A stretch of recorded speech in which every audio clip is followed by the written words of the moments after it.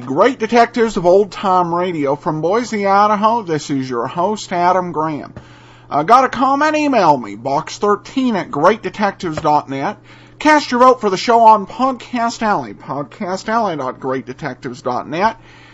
And become a fan of the show on Facebook, facebook.greatdetectives.net. We begin with a comment from Dan Dagan, who writes, "It was funny to hear my last name used in the show. Dagan is a very odd last name, and that's in reference to the show 113.5, which we did about 5 weeks ago. And it's interesting. I think a lot of writers take kind of a stock approach to names that they give their characters. I know with Dragnet, I tended to hear a lot of the same last names being given to characters. And that may be one of the big challenges when you're writing new characters every week, is you've got to come up with first and last names for them all. So definitely a challenge, and keep listening, and then you may hear your last name as well. All right, well, before we do get started, I want to remind you, if you have not already, check out Audible. Audible is a great service that gives you the flexibility of being able to get one audiobook per month of your choice. So you can listen to a fantastic old-time radio set, or you can play the latest bestseller to help you grow your business, or you can sit back and relax, listen to a classic, or listen to a more recent book that's of interest to you, such as the Monk novels brought to audiobooks. Just go to audiblepodcast.com/oldtimeradio. That's audiblepodcast.com/oldtimeradio. Now let's get into today's episode, Find Me, Find Death.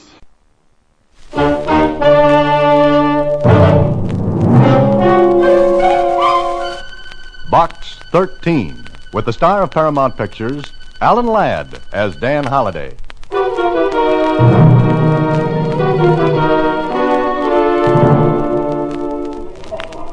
Hello, Susie. Come for Box 13 mail? Uh-huh.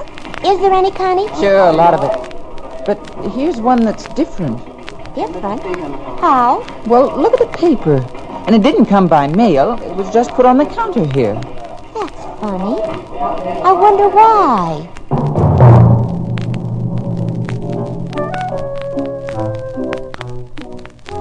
Yeah, it was funny, all right.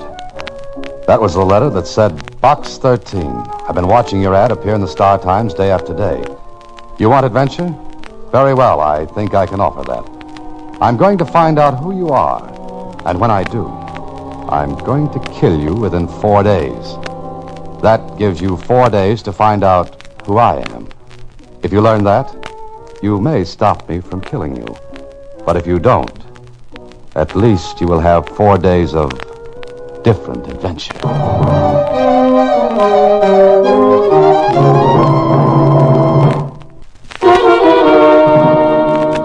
Now back to Box 13 and Dan Holliday's newest adventure, Find Me, Find Death.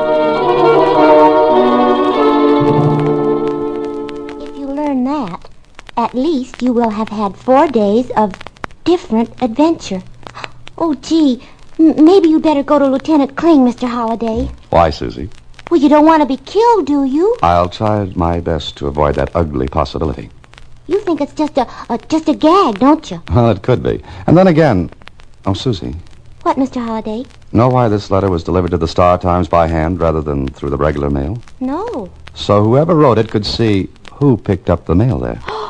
And find out who you are. And you. You worried? I am now. Gee, it could be a psychic killer who wrote it. Psychopathic, Susie. Anyway, I don't think we should take it too seriously.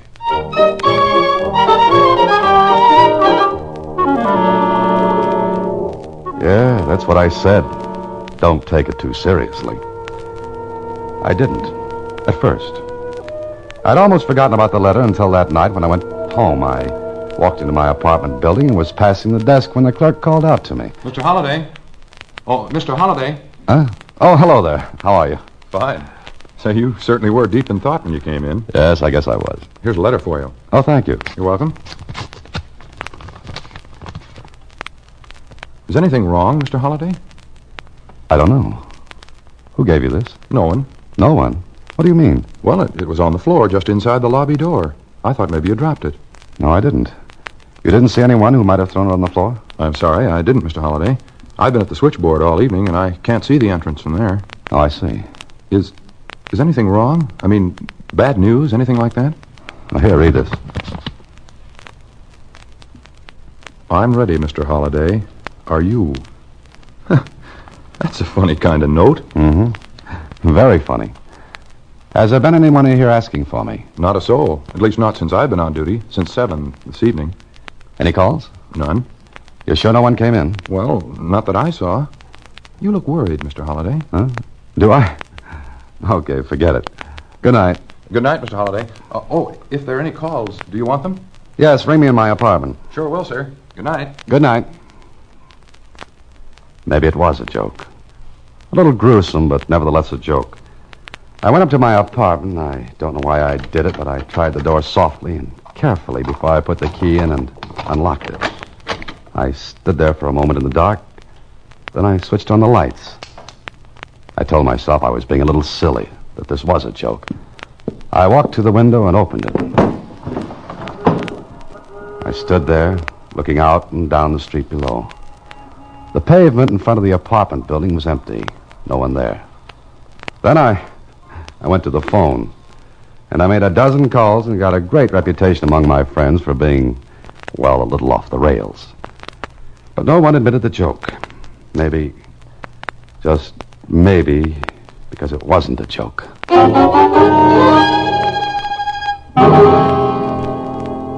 Good morning, Mr. Holliday.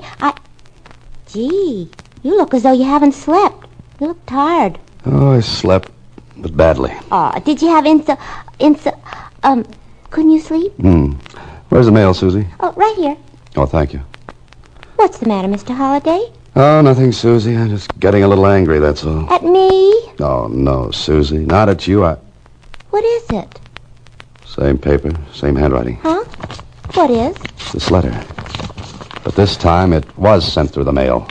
Mr. Holliday, what's wrong? Here, read it. Oh, sure. Dear Mr. Holliday, now I know who you are. You must know it because you got my message last night. But what I didn't tell you in my last letter was that if you go to the police, you won't get 4 days. I'll kill you as soon as you make a move to contact them. Play the game fairly, Mr. Holliday, and you'll have 4 days. Good luck. Let me have that letter, Susie. What are you going to do? Pay a visit. To the police? Oh, but Mr. Holliday... No, not to the police. I'm just going to satisfy myself about something. Will you come in, Mr. Holliday? Oh, thank you, Doctor. Please sit down. Thanks. Now, the nurse said that you seemed rather anxious about something. I don't usually see people without appointments. I know, and I appreciate this. Oh, here are 3 letters, Doctor. I'd like you to read them and, well, as a psychiatrist, tell me what you think about them. Letters? Let me see. Can you read while I talk? Certainly. Go right ahead. Well, here's my advertisement in the Star-Times, the one mentioned in the first letter you're reading now. Mm-hmm. I'll explain about the letter later. But first, would any person be liable to write such letters as those? No. No normal person, Mr. Holliday. But an abnormal person might. Have you thought of the possibility of a prank, a joke? Well, I have. No one admits it. Well, no one would if it is a joke. Doctor, what kind of a person would write letters like those? Leaving out the gag angle, I mean. Mr. Holliday, if I try to, well, go into motives thoroughly, you'd be here all day listening to me. However, there are people who, to all appearances, external appearances, seem perfectly normal. Yet those same persons, once the stimulus is applied, the motivation furnished, will do terrible things. Even commit murder? Yeah. Our records are full of such case histories. Why? Mr. Holliday, what little we know about such things tells us that these persons need, even actually crave, a bolster to their egos. Now, if the person who wrote these letters really kills you, as he says, then he'd feel superior to you and the rest of the world. Well, that's oversimplifying it, of course, but basically that's it. Yeah, but why pick on me? Well, look at your advertisement, Mr. Holliday. Box 13, adventure wanted. We'll go any place, do anything. You mean that ad is a challenge to the person who wrote the letter? Exactly. You supplied the stimulus, the motivation to this person. In other words, barring a joke, I'm in trouble. Why don't you go to the police? You read the third letter. If I go to the police, I'll be killed before the 4 days are up. I think you've got to take that chance. Maybe. Look, Doctor, can this be kept confidential? Well, if you want it that way, yeah. For a while, anyway. Now, thanks very much. Oh, would you send your bill to my office? Oh, no charge. On one condition. Condition? What's that? Come to see me after 4 days. Doctor, I'll be very happy to see anyone after 4 days. That night, I tried to sleep, but I couldn't. I told myself 1,000,000 times that it was stupid and silly to let this get me. It was a joke. It had to be. But I heard Susie reading that letter. Now I know who you are. I'll kill you. Those same persons, once the stimulus is applied, the motivation furnished will do terrible things. I'm going to find out who you are. And when I do, I'll kill you within 4 days. Look at your advertisement, Mr. Holliday. That ad is a challenge to the person who wrote the letter. Kill you within 4 days. Do terrible things. Don't go to the police. Why don't you go to the police? I jumped out of bed as though I'd been shot. I thought I had. But it was a car backfiring in the street below. Well, that made up my mind for me. I was going to the police. I got dressed and went downstairs. Oh, going out, Mr. Holliday? Yeah, for a little while. Can't sleep? It's a little tough. Yes, sir. Pretty noisy outside. That car backfiring woke me up. You were sleeping? Well, just dozing, that's all. You're supposed to stay awake. Anyone could get in or out. Well, I'm sorry, Mr. Holliday. I just... No, I'm sorry. I'm jumpy, I guess. Forget it. Oh, if there are any calls, I'll be back in an hour. Yes, sir, Mr. Holliday. Good night, sir. Good night. I walked out of my apartment building. There were a lot of people on the streets, coming home from shows, maybe going out for a bite to eat, or to the store for a package of cigarettes. I looked at their faces. They were the same kind of faces I saw every other day. Except now they were different in a subtle way. I wondered which one might be. Hey, Bud. What? You got the time? I scared you, huh? You looked like you was 1,000,000 miles away. Oh, I wish I were, mister. I wish I were. Oh, here you are. Hey, I asked for the time, not a handout. It's all right. You're welcome. Hey, cab. Take me to the nearest police station. Make it fast.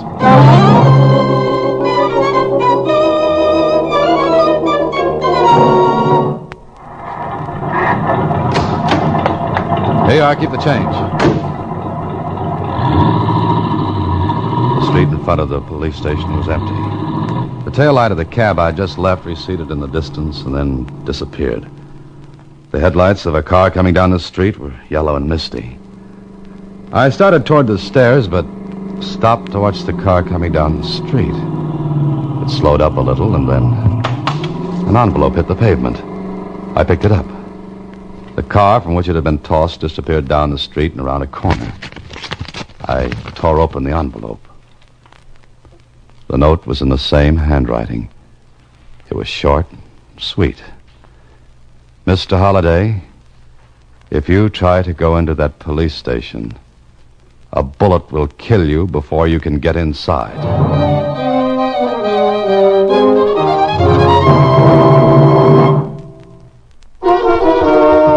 And now back to Find Me, Find Death, another Box 13 adventure with Alan Ladd as Dan Holliday. I didn't go into the station. Somehow, I believed that note. Then the next day at the office, Susie and I talked it over. Please, you be careful, won't you, Mr. Holliday? Careful? Yeah, sure. But how? Look, Susie, he knows where I live. He knows every move I make.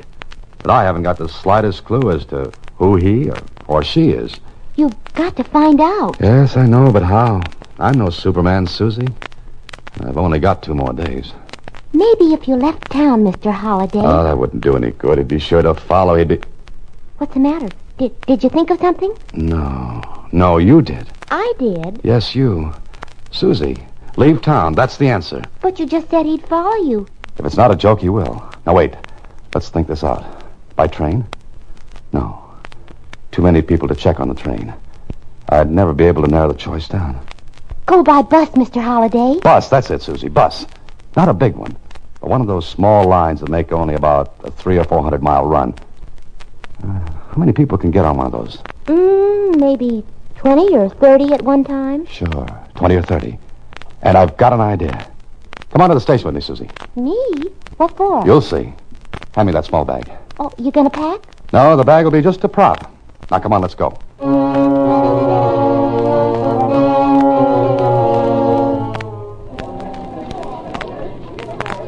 Now, look, Susie. I'm going to buy a ticket on that bus, the one marked on the schedule leaving in 5 minutes. I'm going to buy a ticket all the way through to the end of the line. Then what? Then I'm going to get off that bus before the end of the line and come right back here. Gee, it sounds all right, but I don't get it. Don't you see, Susie? If he's following me, he'll buy a ticket all the way through. And he'll have to get off before the end of the line to keep track of me. Well, so long, Susie.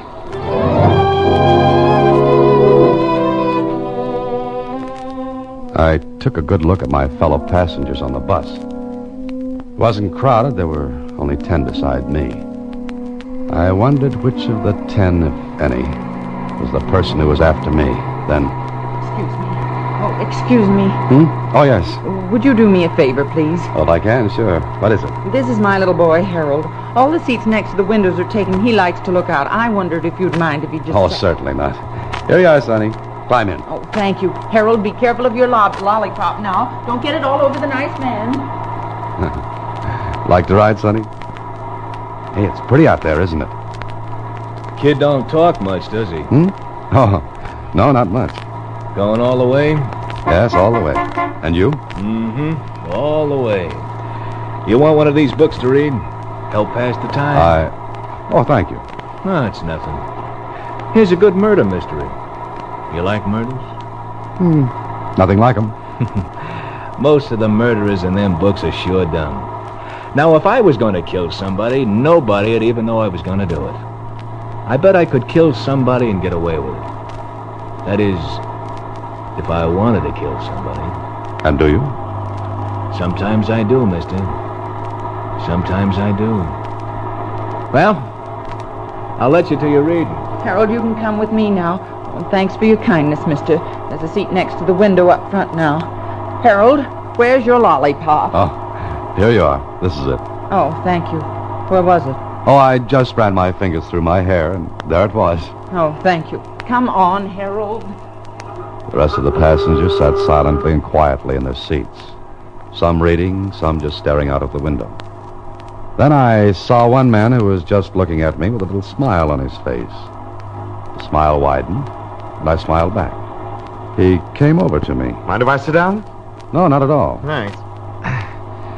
You meet all kinds of people on a bus. That's why I like to ride on them. Oh, do you make a habit of it? Well, I guess you could say I do. How about you? Well, I don't ride buses as a rule. I see. You on a business trip? Well, I guess you could say I am. Salesman? No, I'm a writer. What? A writer? Oh, is that funny? Oh, I'm sorry. Yeah. Oh, so am I. A writer, I mean. Is that so? My name's Trevor. William Trevor. Well, mine's Holiday, Dan Holiday. Well, I'll be. A mystery fiction writer, aren't you? Yes, that's right. Oh, my stuff runs more to the scientific, but I get a lot of material on these buses. You do? For example? Well, a couple of years ago, I rode on the same bus with a man who killed 3 men. Oh? I talked with him. I had a cup of coffee with him at a stop. I never would have thought of him as a killer. He was no different from you or me or that fellow who gave you the book a few minutes ago. I suppose lots of people who appear normal aren't really as normal as they seem. I guess not. Going far, Dan? Yes, all the way. Well, I'll leave you to your reading. Oh, murder mystery. You like them? Sometimes I do. It all depends on how I feel. I know what you mean. Well, I think I'll try a little nap for a few minutes. I'll see you later. He went back to his seat. I sat, pretended to read.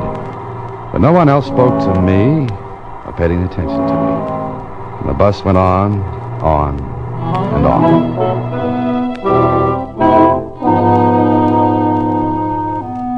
The bus made its first stop after an hour's ride. I got off, as did the rest of the passengers. Everyone took a stretch, and then... Aboard! All aboard, please! All aboard! I ducked behind a post and waited. Waited until the bus pulled out. I looked around. I was just going to board a return bus Hey! Dan! I thought you were going all the way. Oh, I changed my mind, Mr. Trevor. Oh. I thought you were going all the way. Did I say that? I don't think so. I may have imagined it. That could be. I know I didn't say it. Look, this is the stub of my ticket. It's punched as far as this stop. He was right. His ticket was punched only as far as his stop. I looked at him. You must have seen the expression on my face because... Hey, don't you feel well? Yes, I'm all right. Why? You got a kind of funny look on your face, as though you expected something to happen that didn't. Or maybe I'm imagining things now. You going back to the city? Yeah, sure. Come on, there's a return bus. Looks like we'll be able to get a seat.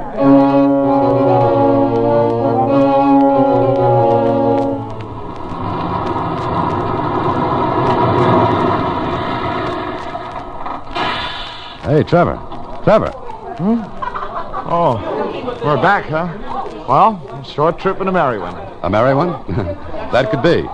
Say, I wonder if you'd come to my place some evening for a chit-chat. My wife would love to meet somebody who's successful with his writing. What's the matter with you? Oh, I'm afraid I'm not the picture of the successful writer. I've had a lot of disappointment. Oh, I see. Well, I'll be glad to. Could you make it tonight? Well, I don't... Look, we're having some people over. My wife would get a big kick out of having a real live writer, a good one, that is, come over to the house. All right, if I find I'm free, I'll be there. Well, hey, here's my name and address. My wife will get a kick out of this. Here. Now, please, try to make it, will you? Sure, I'll try. Okay, I'll see you later then, and thanks. He got off of the bus ahead of me and walked away. I wondered. I wondered about a lot of things. Trevor had been the only one of the original passengers who had taken the return bus with me. Yet, his ticket was punched for the first stop. If he'd wanted to keep track of me, he would have bought a ticket all the way through because he couldn't have known I'd get off. I decided to accept his invitation because, well, I had to find out sooner or later. And so that night, I stood on the doorstep outside Trevor's home. Inside, a radio was playing. I could hear people laughing, talking. I rang the doorbell and waited. Hey, Holiday, you did come. Oh, are you surprised? Oh, sure I am. You know how those invitations usually work out and nobody goes anyplace. Come on in and meet the gang. Oh, I'll be glad to. Look, old man, if those goons in there start chewing your head off with questions and you get bored, you just give me the high sign and we'll break it off, okay? Mr. Trevor, you have no idea how glad I am to be among people. Huh? What do you mean? Oh, nothing. Nothing at all. I just like people, that's all. I see. In here, Holiday. Surprised, Holiday? Your wife. And some guests, huh? I'll turn it off. That's an excellent record. It's used for sound effects and radio, I believe.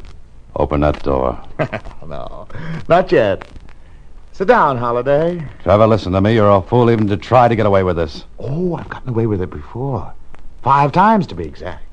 Now, don't force me to shoot you yet. Sit down. 5 times? Yes. But this one is the most exciting. Sit down, Holiday. That's better. Now, I must say that bus trick of yours was very clever, Holiday. But my trick was a little more so. You actually bought a ticket as far as the first stop. Of course. If you'd gone on, it would have been a simple matter for me to pay the difference in fare.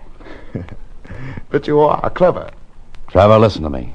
You're not well. Now, let's stop this nonsense right now. Not well? I'm well, all right. The rest of the world is made up of fools and idiots. But I like you, Holiday. So much so that I'm going to give you a chance. Chance? What kind of a chance? You sit at one end of that long table. I'll sit at the other. Go ahead. Now what? Now, neither of us can reach the other. I have 2 guns here. One for you and one for me. You're going to give me a gun? Exactly. Do you ever hear of Russian roulette? I see you have. I'll put 1 bullet in each gun. 1 and only 1. I'll spin the cylinders on each revolver so that neither of us knows in which chamber the bullet is. Now, the bullet in your gun may be in the chamber under the hammer. Or it may not. The same for mine. Here, cash. Trevor, for the last time, let me out of here. No! You play the game. Point the gun at me, Holiday, as I point mine at you. So, if your bullet is under the hammer, you'll kill me. If mine is under the hammer. Ready? Squeeze the trigger, Holiday, because I'm going to. Trevor, stop it. I'm rather tired, Holiday. And this may be the end. When I count 3. 1, 2, 3. We're both lucky. All right, once more. There was one long chance. To my right was the only light in the room, a student lamp on a small 2. table. I waited until Trevor counted to 3, then dived for the lamp. What? It was dark. I heard Trevor move and then... Holiday! Holiday! Stay where you are, Trevor. Don't try to get out the door, Holiday. I know exactly where it is. Now fire. I've got a bullet, too. Have you? You think I'm a fool? You've got a fake in your gun. You try it. Oh, this is more exciting than I ever imagined it would be. Holiday, you may as well take it now, because you'll never get out alive. Go ahead, fire at me. When do you think you'll get the loaded chamber, Trevor? I'm going to kill you. I must kill you. The next chamber's the one, Trevor, and you'd better hit me. I'll wait. I'll wait until I can see you. Will you? Then you'll have to wait until morning. By that time, I'll be missed, and my secretary knows where I've gone. Then they'll come here, Trevor.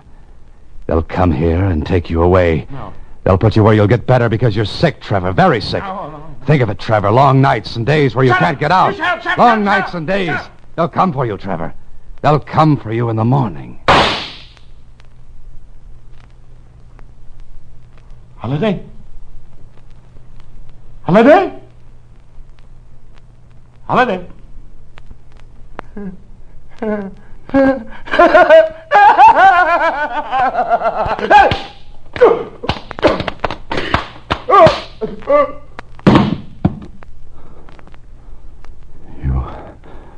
You poor devil.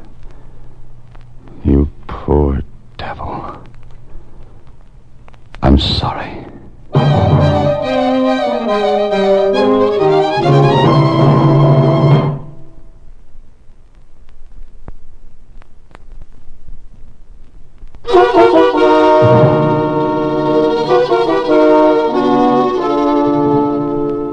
And you were locked up in that dark room with him. Yeah, Susie. It wasn't nice. But now he's locked up, where he can't harm anyone or himself. You know what, Mr. Holliday? You need a nice long rest. Oh, say it again, Susie. Say it again. You sure do. Why don't you take a nice bus ride someplace? But... Good night, Susie. Next week, same time, through the courtesy of Paramount Pictures, Alan Ladd stars as Dan Holliday in Box 13. Box 13 is directed by Richard Sandville, with this week's original story by Russell Hughes. Original music is composed and conducted by Rudy Schrager. Part of Susie is played by Sylvia Picker, and production is supervised by Vern Karstensen. Box 13 is a Mayfair production from Hollywood.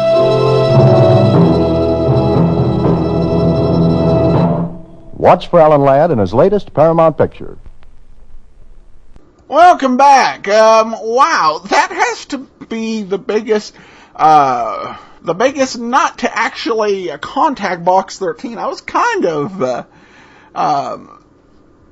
surprised that he was as blasé about it as usual. Oh, well, it's probably just a joke. But it made for a fascinating, well put together mystery story. And apparently Holliday's book sales are good enough that he can continue to take the risk. Just, selling a lot of books, so we'll continue to run the ad despite the risk. All right, well, we got a comment. Thanks for the time and effort that goes into getting these out to us. My favorites are Box 13 and Let George Do It, but I'm hopeful you'll get to Nero Wolf, hint, hint.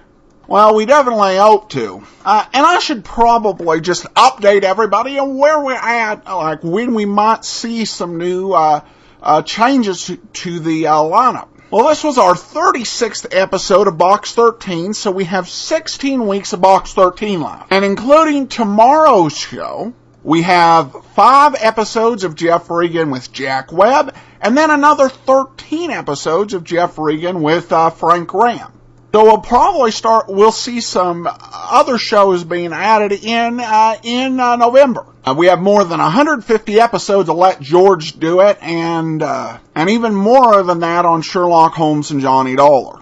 So that's where we stand. So you'll be seeing some shows come into the rotation in November, and I will talk about what some of those shows will be in August. But that's it for today's episode. Send your comments to me, box13 at greatdetectives.net. Cast your vote for the show on Podcast Alley, podcastalley.greatdetectives.net. And you can always follow us on Twitter at Radio Detectives. From Boise, Idaho, this is your host, Adam Graham, signing off.